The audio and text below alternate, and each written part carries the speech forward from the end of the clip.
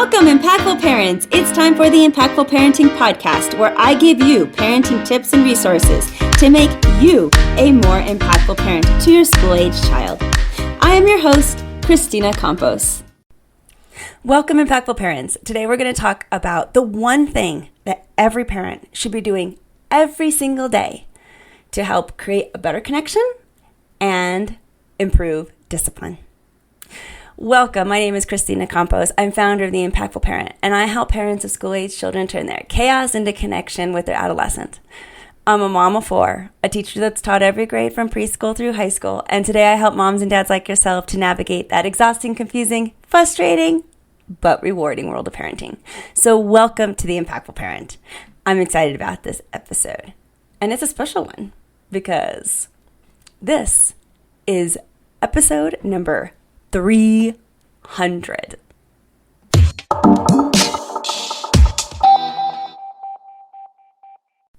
Welcome, Impactful Parents. I'm glad that you're here. Today is another one of those off the top of my head episodes where there is no video editing and I am just speaking off the fly, off of topics that I enjoy and I think that are thought-provoking. So I hope you enjoyed today's episode.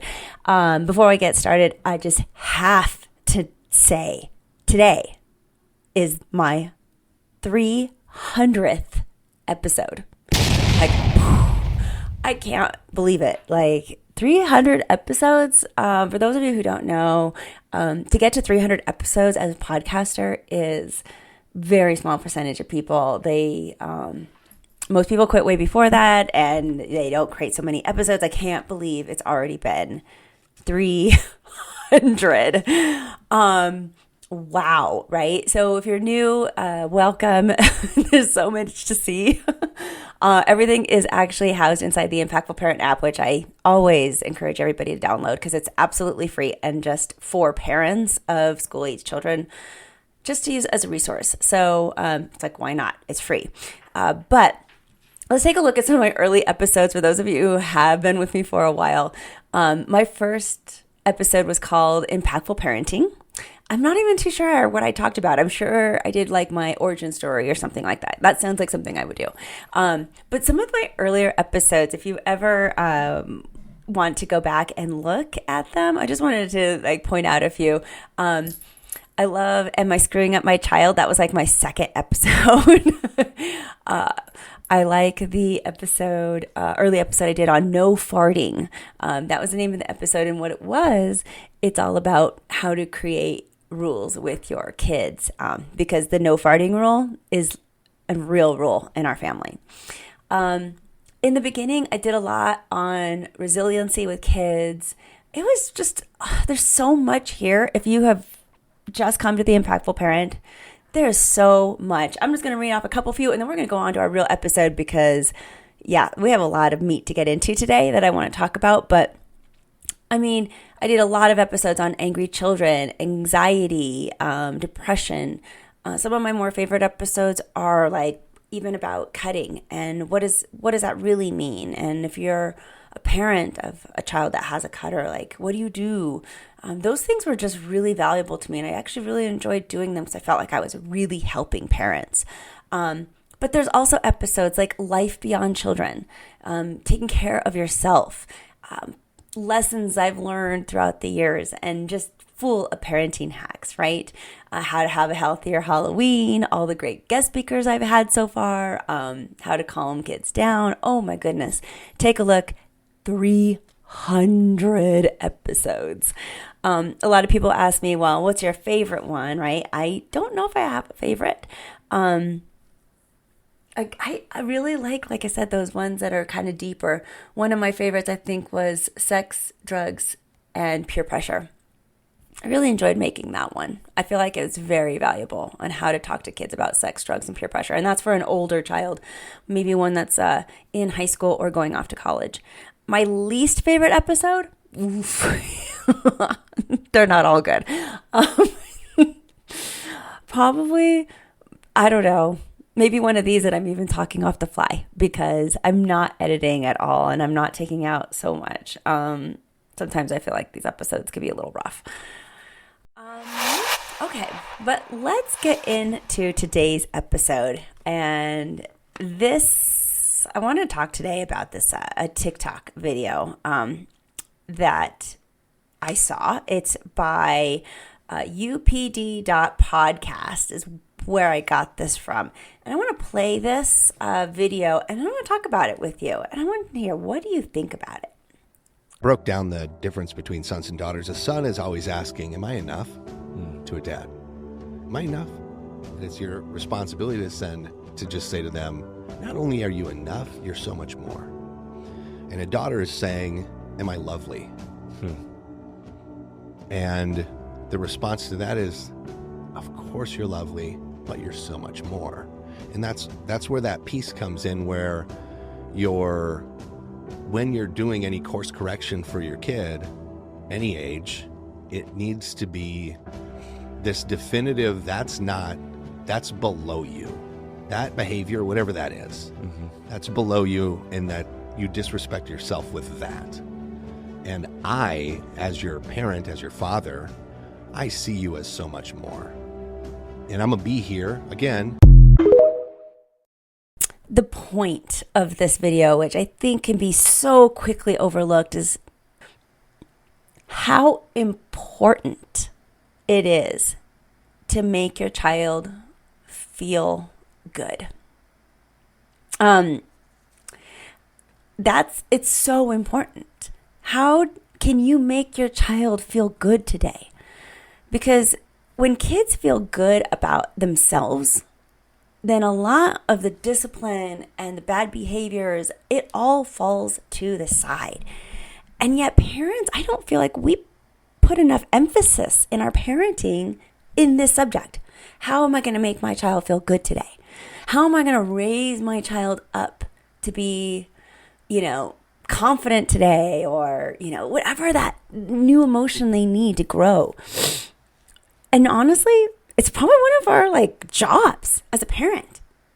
But what do we talk about instead? We talk about, we need to discipline our kids. We need to guide them over here. We coach them. And I always say we coach our kids. But we forget that fundamentally, one of our jobs is to make our kids feel good about who they are, about the things that they try, even about their mistakes. It's our job to show them how to learn from all those not so great choices. And if you think about it, every person that you as a parent look up to, you admire in this world, I mean, don't they make you feel good about yourself? We are naturally, as humans, attracted to people who make us feel amazing. It's one of the theories that people have about love, right? That, it's just chemical reactions. Yeah. You don't really love somebody, is a theory. You love how that person makes you feel. And that's what you want forever, is however that person makes you feel, that's what you want. That's what you fall in love with. And I think there's some truth in that theory, that statement, that we can't help but want to be around someone who makes us feel good. We can't help but want to listen to somebody who we just admire and think, we feel more inside of ourselves around certain people who lift us up.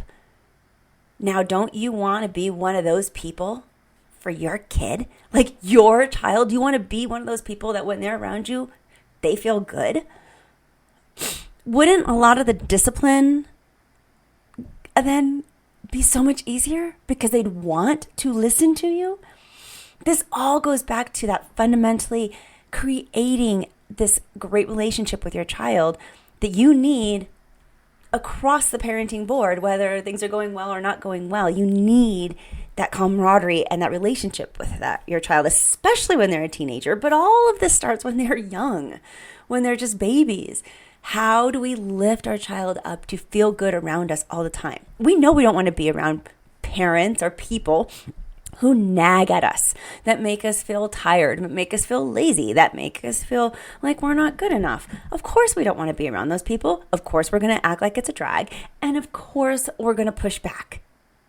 So then I ask you, if you're listening to this, two things. One, is that how you make your child feel? And of course, it's an internal question that you got to ponder and really think about today. And second, hey, how am I going to make my child feel good today? What can I do? We just trust people who make us feel better. So let's get into a little bit of how can I make my child feel good today? Because, okay, great, Kristina. Thanks for bringing this up. I realize now I need to compliment my kid more, be more whatever to my child so they can lift them up. How do I do that? Especially if you have a teenager who's already pushing back, who's already not wanting to socialize with you, doesn't want to hang out with you because you don't have that relationship.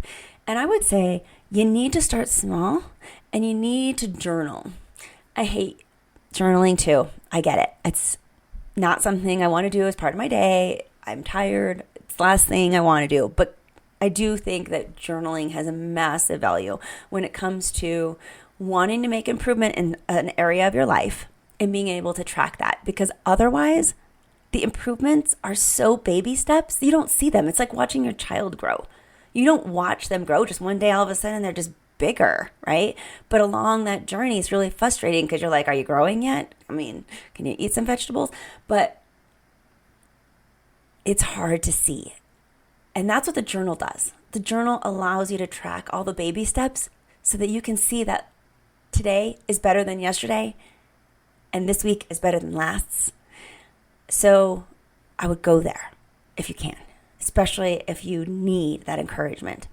And then look at, how do you love your child? Let's talk about love languages, right? Gary Chapman's love languages. There are 5, of course, out of my 300 podcasts. I have some podcasts on this. So you could totally look those up. Just search it, my love languages. And you can do something for your child today within their love language. Even having them take the love language quiz, which is absolutely free at Gary Chapman's website, then you're just showing your child, hey, I care. I want to know how you like to be loved.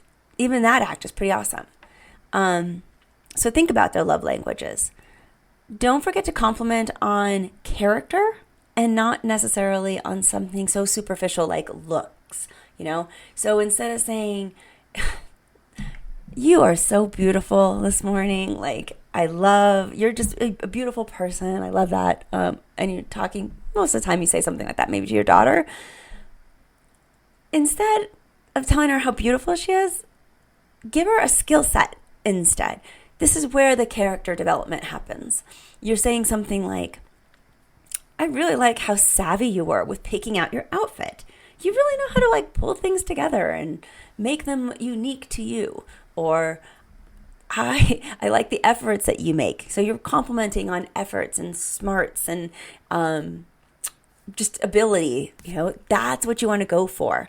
For boys, a lot of times we want to compliment them on how smart they are. Oh, you're so smart. No. I value how you really take academics seriously.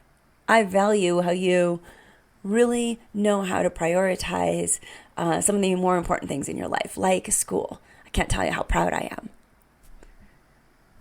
Complimenting something like that instead of you're so smart, the weight of it, that's how you make your child feel good. And constantly, not saying I love you.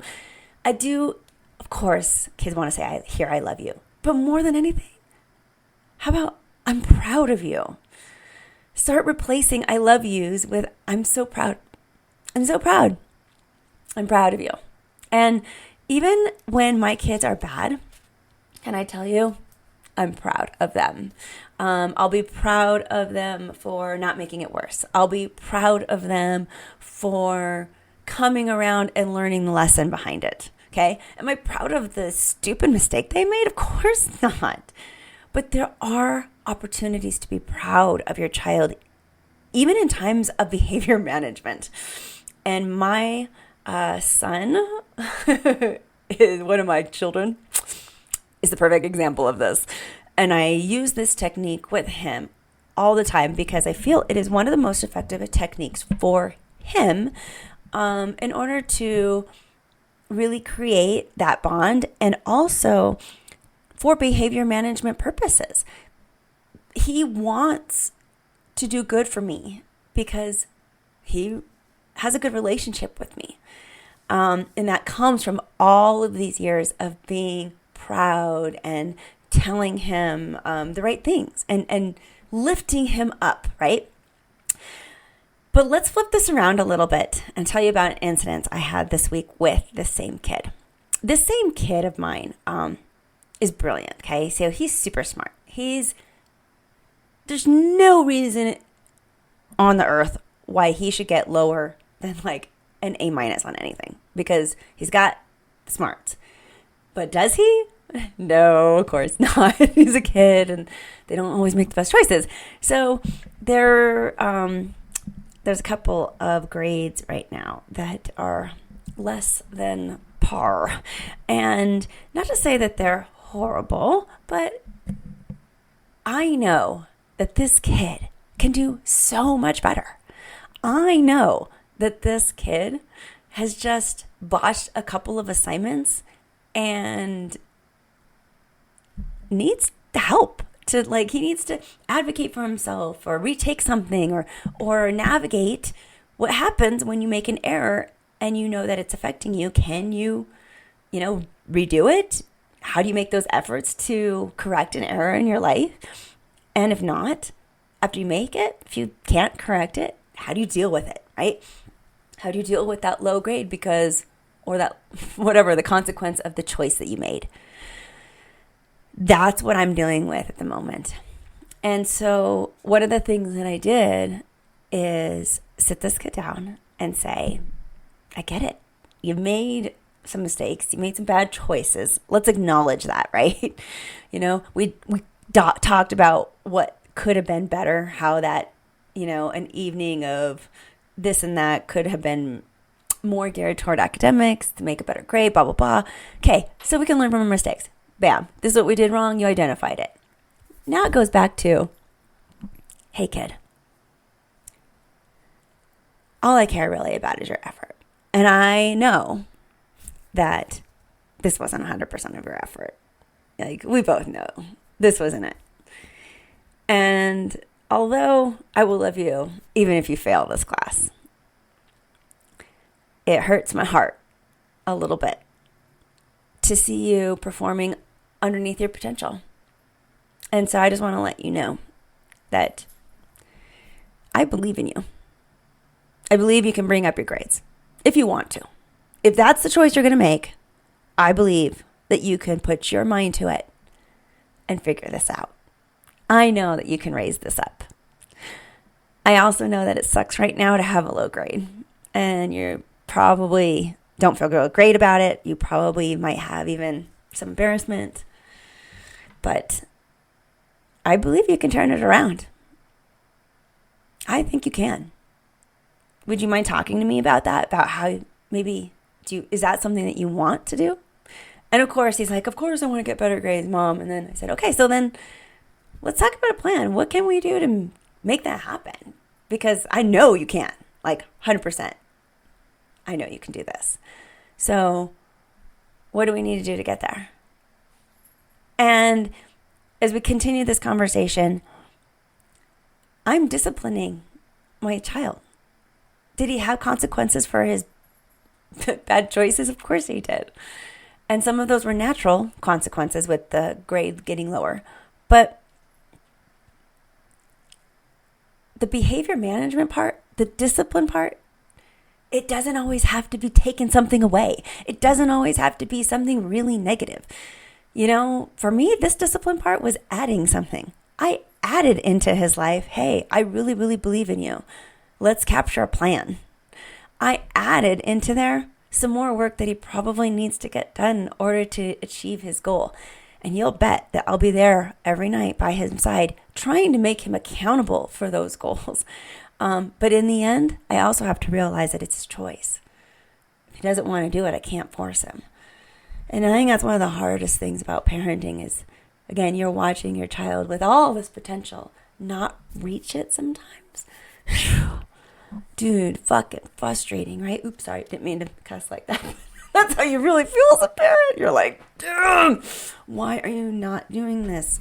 But it's not about us. And they have to do it on their own. It's so hard. But be authentic in your actions. Be authentic that if you're going to be there for your child, you're really going to be there. The next day when your kid's trying to implement their plan of action of whatever it is you might be doing, you can't be too busy. You can't be like, oh, I would, but I got a meeting tonight. You got to be ready to be there for them. And there's this common theme, right, that's happening in this episode. I feel like today it's that we lift our child up and we're there for them. That's our goal. The goal is not necessarily to actually raise their grade, okay? You hope that happens. You hope that's a byproduct of the conversation and all the time you're going to put into this. But keep in mind that your goal is really to be there for them and lift them up. See, your goal needs to be the process too, not the end result, because you can't control the end result. If your kid says, no, I'm not going to, and they refuse and they only want to do what they're going to do, then you can resort to other forms of discipline, and that's fine. But in the end, as your child gets older, we have less and less control over their lives, and they do have more autonomy. And so we have to let them.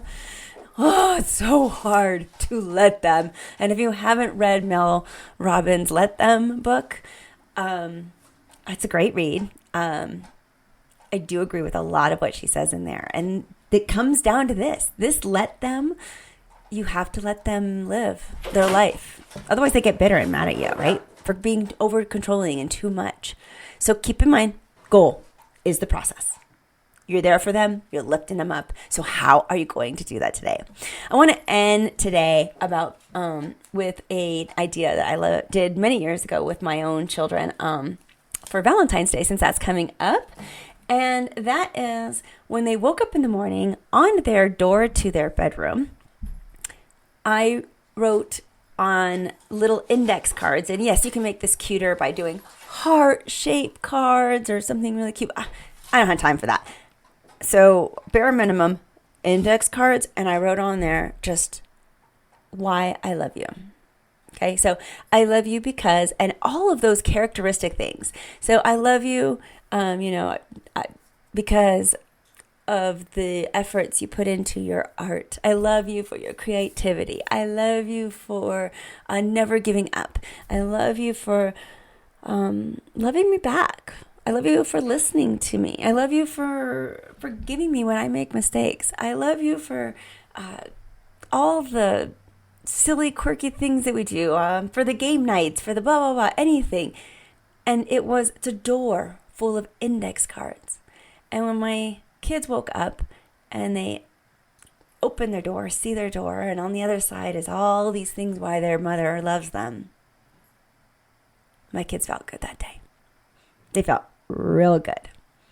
Talk about an awesome way to start your day. This gesture was really special for my kids, and they remembered it. And so I'm passing it off to you. I hope that you love it. I hope that this episode was a good one for you. You go and lift your kids up. You got this. I'm just here to help. Thank you for listening today. Remember to subscribe and share this podcast with a friend. And don't forget, the Impactful Parenting Podcast is an extension of the Impactful Parent community. Go to the Impactful Parent website and download the free Impactful Parent app so you don't miss a parenting tip that can help you and your family. Thanks for listening today. So go to theimpactfulparent.com and see you next episode.